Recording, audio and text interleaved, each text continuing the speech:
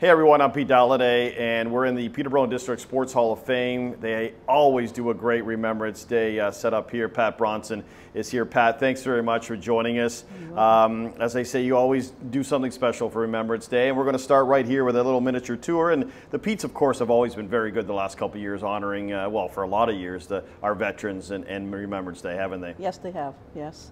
And it's one of the things that everybody appreciates come Remembrance Day, that the Petes do recognize our veterans. Yeah, of course, you know, the Memorial Cup, and we're in the Memorial Center, so it all ties in nicely. You mind showing us the rest? Sure.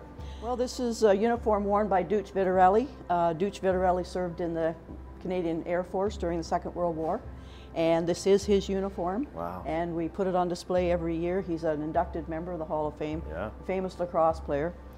And this is a replica. It's not a replica. It's a real Navy uniform, but we don't know the origin of it. It's one of the things that Red Wasson collected, and we always like to honor all of the services, so that we have the Navy. And then down here we have the Army, and again, this is all provided by Red Wasson. Yeah. Yes, we have 3 members of the Hall of Fame who served in the First World War. We have, as you can see, a lot that served in the Second World War, and a few that served after the Second World War, in between the peacekeeping, the Korean War, and Afghanistan, and Somalia, and Yugoslavia. So that we do have members of the Hall of Fame who have served in those theaters of conflict.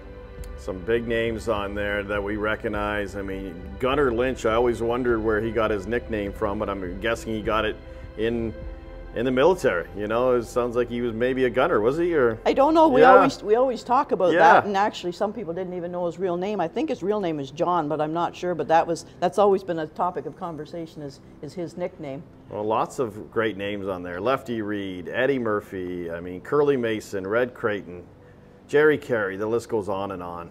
Wow. And this uniform is very interesting. Tell us about it. This is a jacket worn by Leanne Quinn, who is, again, an inducted member of the Hall of Fame. And Leanne was a serving member of the Canadian Air Force. She became a major, and she did serve in UN missions, but she also served in theaters of conflict. She served in Afghanistan, Somalia, Yugoslavia. But Leanne was in last Thursday night, and she's now the honorary lieutenant colonel of the Hastings Prince Edward Regiment. So she does a lot of military ceremonies, and she's quite involved in fundraising for veterans who have come back, who have been injured, and so she's quite involved with that as well. So she's highly decorated and has had a lot of experience. All right, thank you, Pat. That's amazing information, a look back at our past, honoring the men and women that served, that are members now of the Hall of Fame. We appreciate what you do, and you know, we look forward to it again next year. Thank you very much, and it's something that's always special to us, so we enjoy doing it every year. Thank you.